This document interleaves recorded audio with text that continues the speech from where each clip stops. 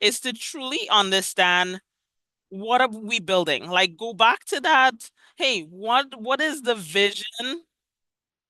What is the vision for what you're building? And if you have that vision in mind, um, if anybody wants to share, like when you first started thought about running your business, how did you see the company, not in the immediate stage, but 10 years from now? I don't know if anyone would like to share, and then we can go from there. Any visions? Anyone want to share their vision of why they started? Yes, I would love to Yes. share. So, I'm Awesome. a financial literacy educator, B2B business, English, French. So, I'm working with a nonprofit organization, social class businesses, universities. So, for now, I'm a B2B business. And what I'm offering is financial literacy experiences, whether it's a speaking engagement, workshops, team building, lunch and learn, micro programs. And my goal is to erase any past financial generational trauma, those trauma pass from generation to generation. My vision in 10 years and even before, but for the 5 years and then 10 years and more, is to have, I don't know if you know Grow Class, the online platform for digital marketing. Mhm. So if you don't know it, like it's an online platform. It's the founder is a Canadian woman. She has a 6 week program that I did online. It cost like $2,000, even more. And then I didn't pay for it because it's government funded, meaning I apply, I didn't pay for anything. I just got a scholarship. So I want to create something similar for 123 Finance, but focused on financial literacy where people will pay that amount of money or more for a 6 week to 8 week program. To learn everything regarding, financial literacy, whether credit cards, credit score, whether you're an immigrant or whether you just came to Canada, you have a degree in finance, but you want to enhance your financial literacy here in Canada. So it would be more a B2C offer in the future. And I would love it to be either government funded or bank funded because, I would be educating people through financial literacy. And in exchange, after that, people, they would want to open accounts at maybe Wealthsimple or Caisse Desjardins or RBC. And I worked for RBC for 4 years. So that would be the ideal for me because people will enhance their financial literacy without paying it. I will get money every month, every 2 months because the program will, new people are signing up. And on the program, you have online courses, video courses, you have asynchronous course, the PDF document you can upload. She has like a Slack channel with the community. So I want to Mm. replicate the exact same thing for 123 Finance. And that's why when choosing my all-in-one software, I chose Kajabi because she did it through Kajabi. And when I did the course, it was streamlined. It was amazing. It was really, really good. But yes, so far I prefer to focus on the B2B just because I'm collecting feedback, I'm collecting video testimonials and all that, so that when I launch this platform, when I launch the Slack channel first, I have a community. I can say, hey, I educated this amount of people and so on and so forth. So this is my vision for 123 Finance. Hey, Alexia, thank you so much for sharing. And I love how expansive it is. You have a starting point and then, where you plan to take it in the future. If you did want to share the information about the marketing program that you took, maybe it can be beneficial for someone. You mentioned that it was subsidized. By all means, you could share that as well, how people can take advantage of that learning. So I'm going to use you as an example, Alexia. So all of the things that you talked about, where you are now to where the business is going. And it's not impossible that you take on this business as a solopreneur or an individual. But when you look at the business model, and this is kind of what I want to come back to, um, when you look at the org chart, to make sure that your business is running sustainably, if there is no one else that is part of the equation right now, your Mm. name goes on every single line item, right? Mhm. And I don't know, Alexia, as you're thinking about the vision, also, are you seeing you're building a team or the additional supports as you're moving forward in that way? Yes, I'm definitely thinking about a team, and that's why I'm really, studying the way she does it. She's not the only one that she's incorporated. She has like a company. She has people working for her. And I was thinking first having even for the Slack channel, for example, she has what we call a community manager. So it's someone. Her name is Anna. Everyone at Grow Class knows Hannah. She's the one sending the Zoom link. Whenever you ask a question, you go to Hannah. And enough, even if I know that Sarah is the founder of Grow Class, I know that Hannah is the community builder. She's the one. Whenever I ask a question, I will never ask to Sarah because it was made clear from the get go that for any questions you go to Hannah. So she has that. She has people doing workshop for her. And she has also within the program, so you do the online class, you learn about digital marketing, but also you have 2 free individual coaching session with a career coach. So Mm. she's paying those career coach. I think she's paying them as freelance, maybe. I'm not 1000% sure. And I would love to have something similar with other financial coach that I know that because I can't do everything just by myself. It's Yes, impossible. yes. So I know a lot of financial coach, whether they're black women or whatever, it could be a partnership where, hey, how much can I pay you for the hour? And you come and do 2 financial coach extension or whatever. So yeah, I definitely see it more as a team for the future. Yes. Hey, thank you so much, Alexia, for sharing that as well. And so the invitation for everyone that is on the call here today or looking afterwards is in your current state, the ask is to map out your organizational chart, right? And make a clear understanding, if we were for and we get a job description. For every role that's outlined in your company, they need a job description. What are we holding that position to? And if your name appears on all of them, just know that those are your responsibilities. As you continue to add people onto your roster, whether it's student interns, whether it's a full-time hire, whether it is subcontractors, we are holding them to a specific standard around the deliverables as well. And so, Alexia, I love what you shared because there's a book that I might have mentioned earlier that's called The E-Myth by Michael Gerber. And I'll share when I first read that book so many years ago, it really opened my eyes to one of the big problems in the business. It was me. I at that stage was one of the biggest bottlenecks in my company because why? Everything depended on me. When I was sick, my business was sick. I couldn't go to work. I couldn't do everything. When I was on vacation, my and that is not a sustainable. I think my internet's unstable. I just Yes, thumbs it's up if you cutting. can hear me. We can hear you, but it's Okay, cutting. It's really awesome. It difficult is to. not sorry. Hey, can you hear me better? Yes. Hello, hello, hello. Okay. Yeah, it's not a sustainable way to run a business. And so in that book, The E-Myth by Michael Gerber, he talks about designing your business as a franchise, right? It doesn't mean that you want to go and franchise your entity. And if you want to do that, the foundations are equally important. But to develop that structure where if you are present or not, the business can run with or without you, right? So it is important to just have a mindset around the structure of how you're running your business.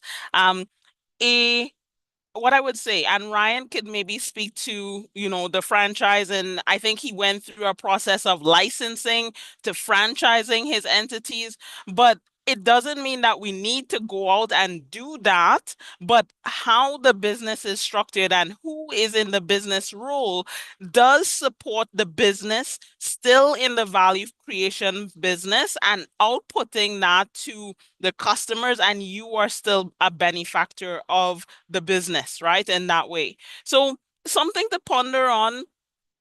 When, as I said, when I first read it, it definitely woke me up to how can I do my business better? My vision was big, is big, bigger now, but it's also important that we have the infrastructure around being able to achieve the goals in a sustainable way.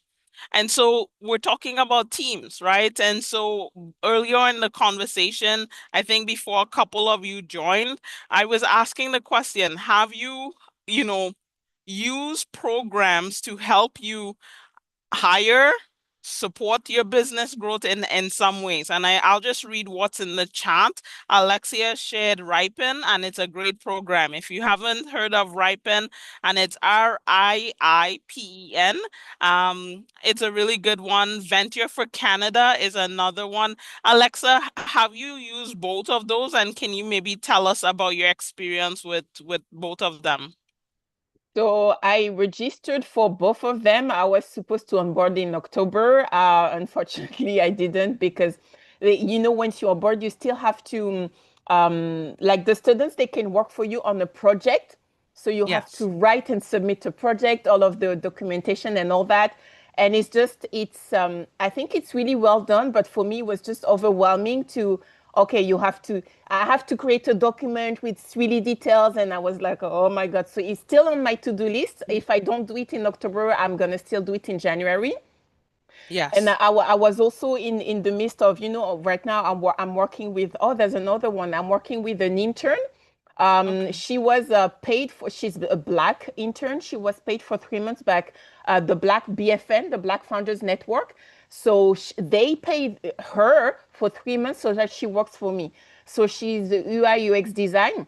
So right now she's in the midst of redesigning all of my website, logo, brochure, and all that. And it Mm. didn't make sense for me to do all at once because I was also working with another volunteer, setting up all of my platform Kajabi. So I think for me it was best to, once I'm done with the new website, the platform with the CRM, I can start emailing and all that.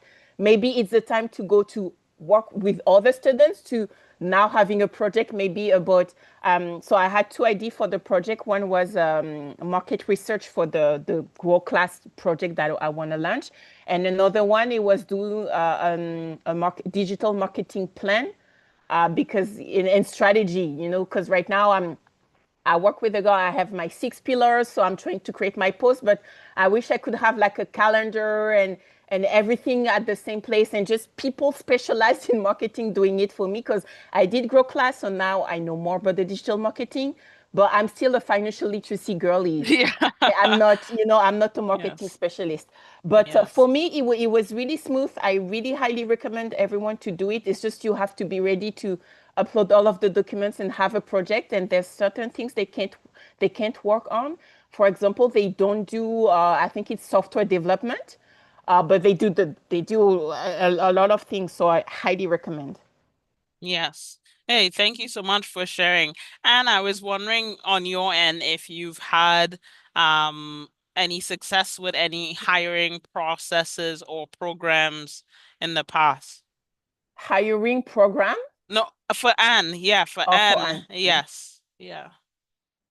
One, yeah. So with my vision in my business when I started, when I graduated from Humber, I wanted to legal is so big and legal information is so powerful because it can change your perspective if you get the wrong information. Advice is fine, but it's the information that is very powerful. That's why I switched over to legal information because you could be at A and somebody miss all the steps in between and put you to Z. You're in so much trouble if your documents, your papers are not correct. So much trouble, and that's all information, right? I'm big on generational wealth. So whatever I build is definitely going to be for my children's children. And that's my vision in anything that I do, is build generational wealth for my kids to have. And when it comes to volunteers, because I'm an alumni of Humber College Lake and Humber Line, I do get people from Humber College to volunteer from the bachelor program. They do have people that want to intern and so forth. So as an alumni, sometimes I can go and do that. So I try to give back locally, go back to my alumni processes, those types of things when I'm looking for people to work with me. And like I say, contractors are good, independent contractors are good. And yeah, the volunteer thing. So that's where I get my pool. I'll always go back to the alumni areas of Humber to see if there's anybody available there if I need any assistance in regards to that. All right, thank you. Hey, thank you, Anne. And the vision about that, like, we put those infrastructures to be able to, for them to come on board, to be able to pass that on to them. And one of the biggest things that we hear a lot with family-owned businesses, and I've worked with an exit specialist, so somebody who helps people sell businesses, and oftentimes when for family-owned businesses, what some of the discussions we've had is that, parents build businesses for their kids and their kids don't want it. So what happens in the event of those? So share just for contingents, right? What does that look like? Can the business run without the kids if they don't want to be involved? If they are involved, how does that still sustain them when time comes? Right? Multiple options. My friend who does supports with the people who sell their businesses, exiting businesses. She has a lot of very interesting stories. Sometimes we don't start businesses to leave our business, but for different circumstances to be able to know, hey, I need to sell the business, and you all are building an asset with your business, right? So this comes back to, what are we building? Is it saleable, right? Even if that's an option or not an option, being able to position that infrastructure to be able to do the thing that you wanted to do in the long term, right? We start businesses to be in business, to keep in business. So making sure the longevity around the business is not tied to me personally, because as I shared earlier, sometimes I am the bottleneck for,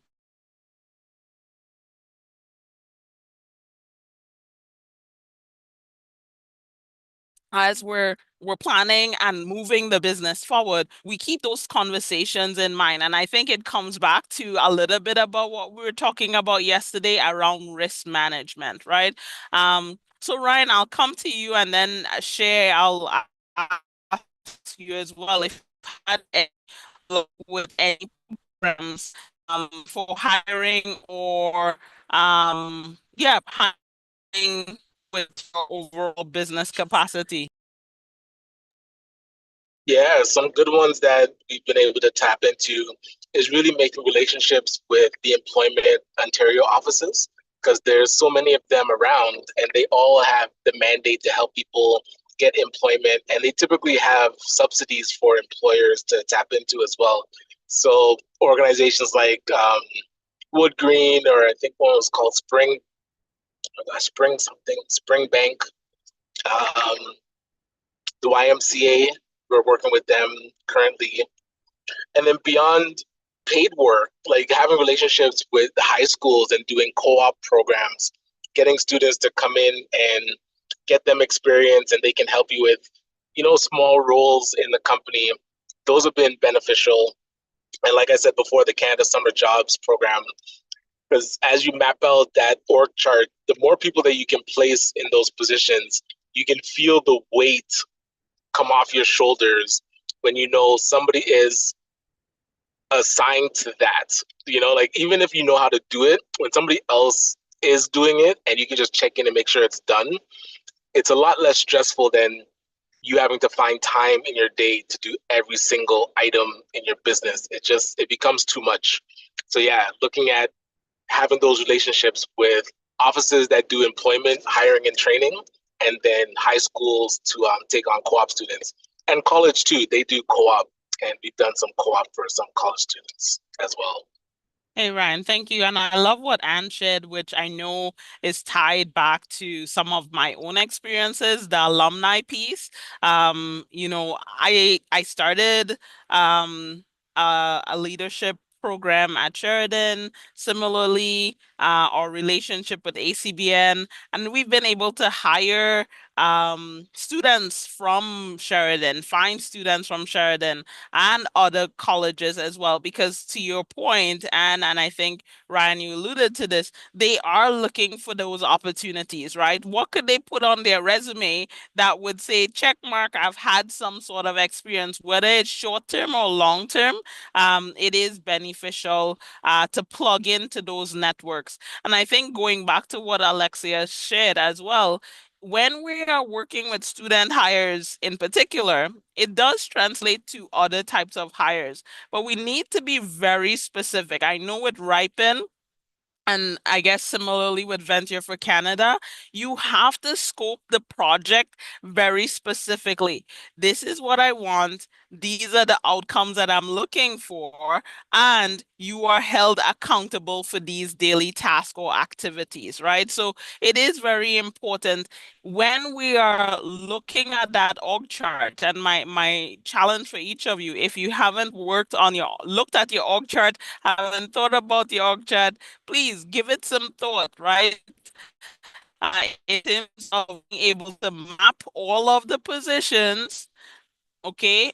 Today you might be responsible. Ryan oftentimes asks the question, who is your next best hire? And sometimes it is a VA to help you with get rid of some of those administrative tasks. But one of the biggest things that I see a lot of businesses struggle with is sales and marketing, right? So if we go back to a couple lessons ago, the focus is around gaining visibility, momentum, eyeballs for conversion, right? So we want to put some effort and emphasis there on our own activities as the founder of the organization, but we're looking to build capacity overall to be able to generate more revenue.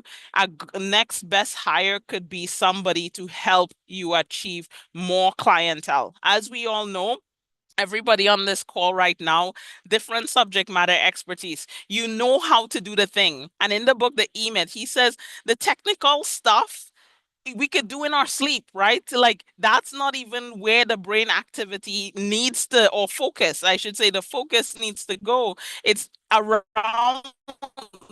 it's the business around the technical thing or the product or service we delivered to clients where we see a lot of shortcomings, if I could put it like that, but there's an opportunity for growth in that space.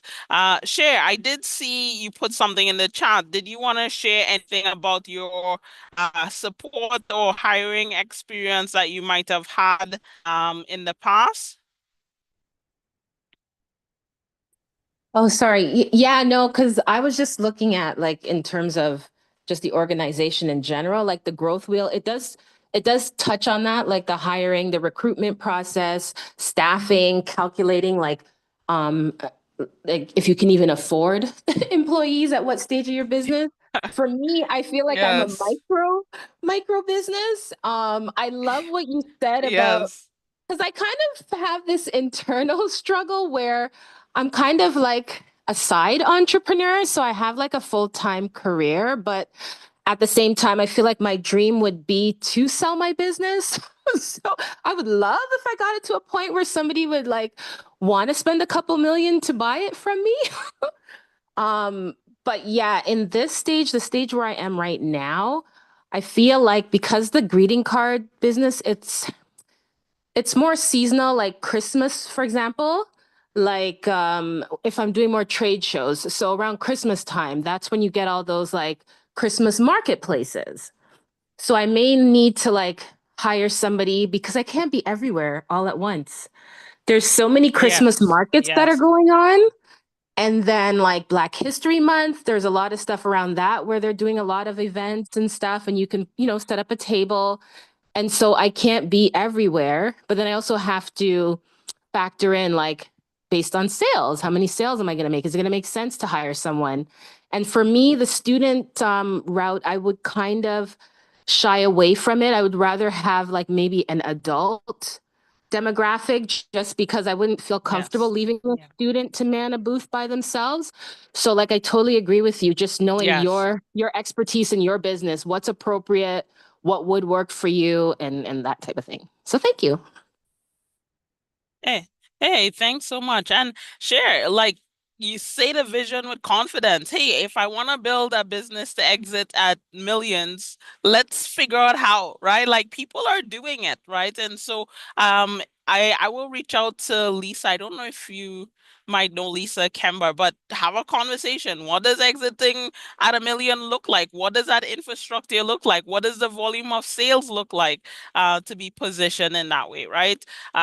It is possible. All of our visions are possible, understanding that we cannot get there alone. Entrepreneurship is oftentimes lonely because you're making key decisions that people I mean, most of us come from a traditional 9 to 5, so we understand that life.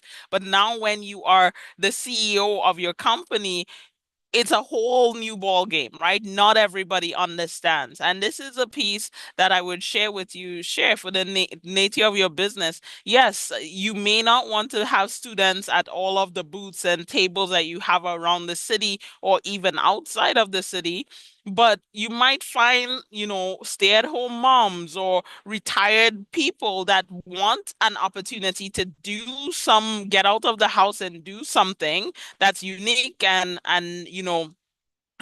builds their capacity and connection in the neighborhood marketplace, all of those things. So I would say it's not necessarily needing to put them on payroll. It falls back into that subcontractor type of relationship because it's so seasonal and so short term. And yes, I am not an accountant. Please have a conversation with your accountant when the best time to hire. I can tell you when I made my first hire, I did not fully understand about payroll taxes as well as CPP contributions and all of this stuff. But of business growth, and we have to be able to ensure that money's coming in. But the thing that when we hire that person, we are ensuring that they are have the capabilities to deliver on that job description, which should be contributing to the bottom line, right? Even if it's an admin role, how are they supporting that customer experience so people want to come back and buy more, right? So getting really clear on the roles is very important. So where I want to shift the conversation to next, so we talked about the org structure. Now it's about bringing people in, whether it's your kids or a friend or somebody you don't know.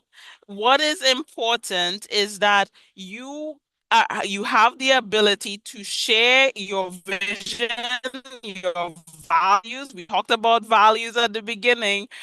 Your vision, your values, expectations, the company culture, so that people buy into that to want to to that greater vision, right? What we oftentimes see is that startups, small business entrepreneurs, they don't have an onboarding process. They don't have, the when you were hired for your first, there was some training involved. There was an onboarding process.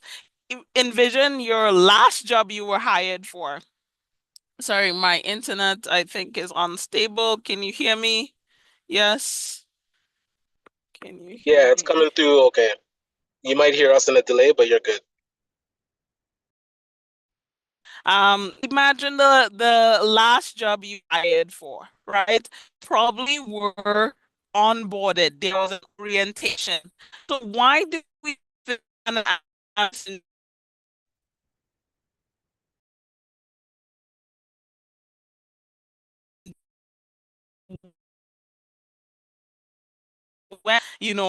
job learning development piece that helps people start strong and buy into the vision in that way, right? And so the buy-in is so important. And if you all, as you're preparing for your next hire, if you're currently working with staff, go back to some of those fundamentals to have the conversation around this is who we are, these are our values, this is what we stand for, and these are the expectations of your job, right?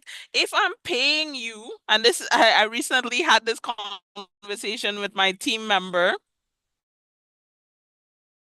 what you're doing, even in the admin capacity, has to contribute to the bottom line. And if I'm assigning tasks that are not doing that, I'm missing the mark as the leader, right? So I'm not saying every single thing contributes to the bottom line, but in the grand scheme of things, it should be, right? And so some of the considerations, making sure that we have onboarding for our client, for our teammates, so they know ultimately what they are accountable for. I don't know if you've ever had the opportunity to, the opportunity may not be the right word, but if let's go with misfortune of firing someone or telling someone that, hey, this isn't working out. Sometimes it's an emotional thing, right? Hey, this person hasn't done the work that I wanted them to do. Something bad has happened and they need to go. I don't know if you remember, Ryan, when I made my first hire in Empowered for X at the time, Raj, and I'll call his name because I sing his praise, and with him, I learned a lot. But I used to go to Ryan, I was like, Ryan, can you fire this guy for me? Ryan, I don't know if you recall that. I don't know if you hear me. Oh yeah, the joys. Yes, uh, the joys, yes. And so I didn't end up firing Raj because he grew. Oh, sorry, it is choppy. Um, so I think as a new boss, and I don't know if I shared this, I did start out as a young entrepreneur, so I was learning a lot in that way, much younger entrepreneur, I would say.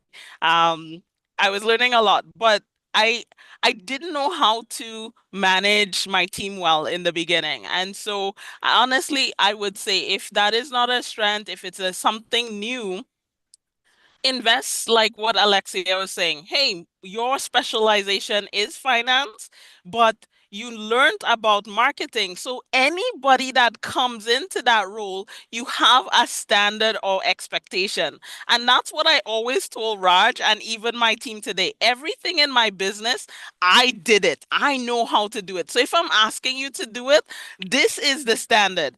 My only expectation is you hold the line or increase it based on your subject matter expertise, because that's why I'm bringing you on board, right? So we have the benefit of one, knowing our business in and out.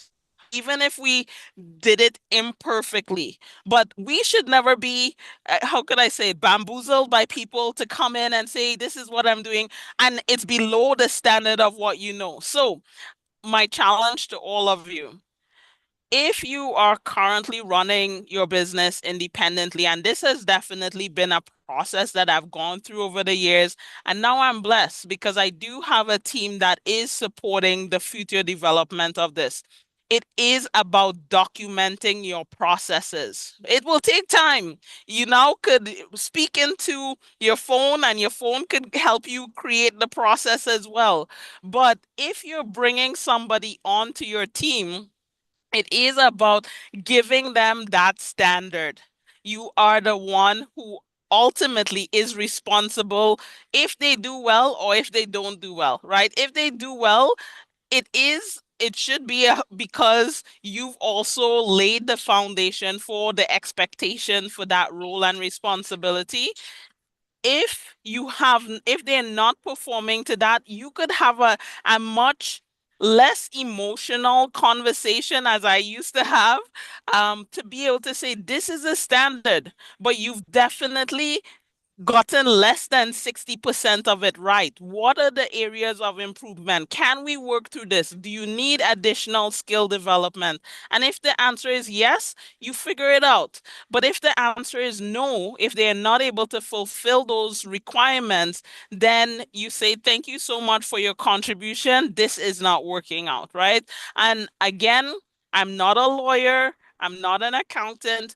If you were to release someone from your employment, if they are on payroll, or if you are, you know, looking to make those types of adjustments, when that time comes, please consult with those subject matter expertise to help you in some way, shape, or form.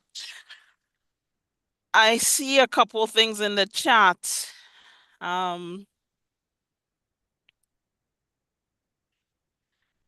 Yes, again, just documenting processes. And even if it is to engage with subcontractors or volunteers, freelancers, yeah, getting them to tell you what they've done as part of their process for the deliverable is okay as well. You know, that people, if you choose not to move forward with them in that way, right? So the kind of the that I wanted to share today around team management. At the moment, if you're a solopreneur, you are responsible for every role. And the truth is, if we held a mirror up to ourselves, we know that we cannot do all things perfectly or well, right? There's some shortcomings, but people but we can progress, right? So I just wanted to say, wherever you are, just analyze your current situation and make some informed decisions about what to do next. I will pause, see if there's any questions or concerns and or thoughts around this topic as well. And then we're good to go for today. I have a remark. So last time, right now, I'm doing an online course about business process improvement. And the first course, the teacher asked us, okay, so a lot of you, you're business owner, you want to pass your business to your future generation. And he was asking, let's say if you pass away tomorrow, do you have a process in place? Can someone come, open a document, and run your business for you? And a lot of us, including me, it was no. Tomorrow, if I pass away or if something happens to me, there's no more 1, 2, 3 finance. It's just done. And it was like, that's why you need to have those processes for, let's say, if you want to sell the company or if someone someone comes and work for you. What are your values, mission, and everything? You have to have all of the documents ready for them to know what is 1, 2, 3 finance, or even how do you do to look for clients, what tools you use to post and all that. Everything should be documented. That's why when I had this opportunity to have students placements, I was like, wow, maybe it's not the time for me to do it, because how are we going to work out? You're going to send me messages over WhatsApp to send me documents? No. So that's why I'm working on all that. And it takes a lot of times to have the processes, all of the documents. But I think it's really a needed step.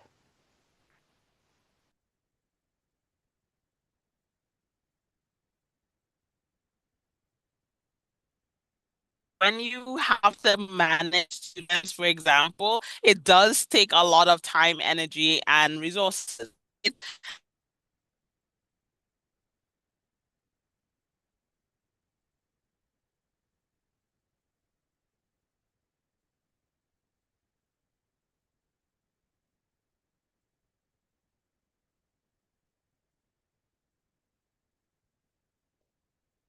Oh, they might be cutting out there because I can't hear you.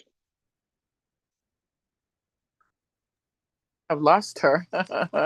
Yeah.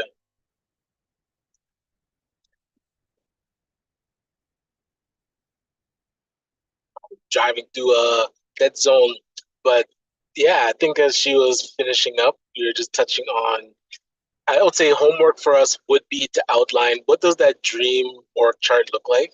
What are the different elements of your business that you could have a person actually positioned there? And the exercise that we would usually do is to create a job description for each of those positions. And unfortunately, right now, we're wearing the hats. So if it's you working on your own, then you have those different job descriptions and see who you could bring in next. Like, who could be that next best hire for you? And yeah, a lot of times I always encourage people to get a salesperson like that. Marketing is okay, but sales, a person that's going to really drive and bring money into the company, is always a great next hire. So between now and tomorrow, homework would be to complete that org chart, and then we'll be back tomorrow at 3 p.m. And if anybody had final questions, feel free to fire away. Otherwise,